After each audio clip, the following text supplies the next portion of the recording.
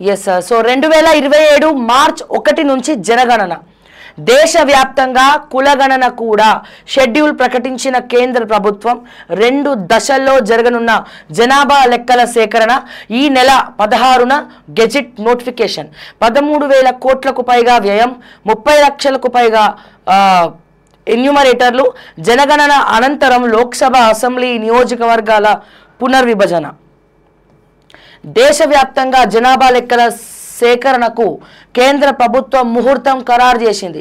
2027 March 1వ తేదీ నుంచి దేశంలో 16వ జనగణనను చేపట్టనున్నట్లు తెలిపింది.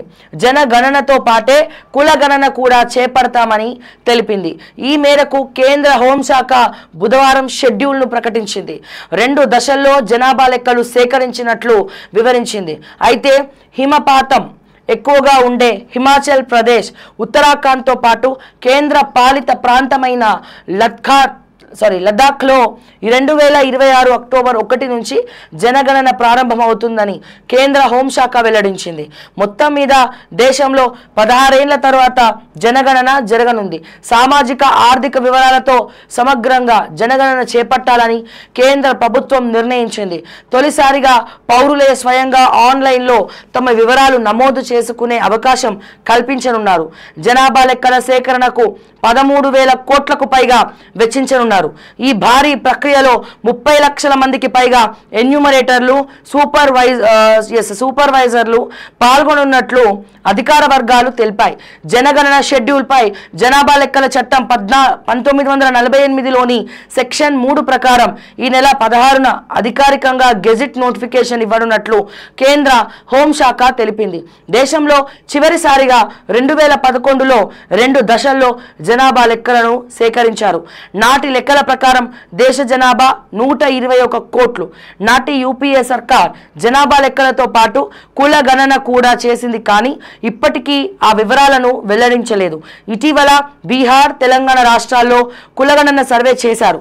దేశవ్యాప్తంగా 10 ఏళ్లకోసారి జనగణన చేపట్టాల్సి ఉండగా 2021వ సంవత్సరంలో కూడా అందుకోసం అన్ని ఏర్పాట్లు చేశారు. కానీ కరోనా కారణంగా జనగణన ప్రక్రియను వాయిదా వేసింది. సో ఇప్పుడు కేంద్ర ప్రభుత్వం దేశవ్యాప్తంగా జనగణన చేయాలి అని చెప్తా ఉంది.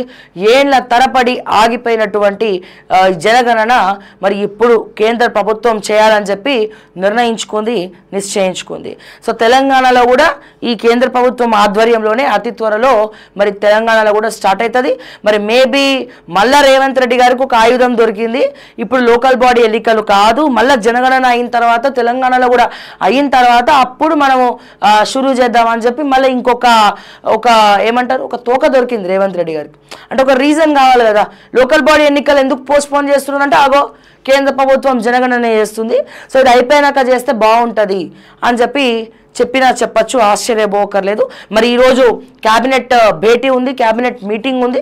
మరి క్యాబినెట్లో ముఖ్యంగా ఈ పంచాయతీ ఎలక్షన్స్ ఏవైతే లోకల్ బాడీ ఎన్నికలు ఉన్నాయో సో వీటి గురించే చర్చ జరగబోతుంది అని కూడా మనకి తెలుస్తూ ఉంది. అండ్ అంతేకాదు ఈ రోజున ప్రభాకర్ రావు ఫోన్ ట్యాపింగ్ విచారణ కూడా, ప్రభాకర్ రావు మరి అక్కడ ఆ దేశం నుండి భారతదేశానికి రావడం జరిగింది, హైదరాబాద్కి రావడం జరిగింది. సో ఈ రోజునే విచారణ జరగబోతోంది. మరి ఈ విచారణలో భాగంగా మరి ఈ విచారణలో భాగంగా మరి వీళ్ళ పేర్లు అంటే ఈ ఎవరైతే ఈ ప్రభాకర్ రావుతో ఇవన్నీ కూడా చేయించినారో మరి ఈయన అన్నిటికీ ఒప్పుకొని ఈయననే జైలు శిక్ష వేసుకొని వెళ్తాడా, లేకపోతే రాజకీయ నాయకుల వెనకాల ఎవరైతే ఉన్నారో రాజకీయ నాయకుల పేర్లు చెప్తారా, ఏంటనేది ఇవాళ విచారణ తర్వాతనే మనకి తెలుస్తుంది.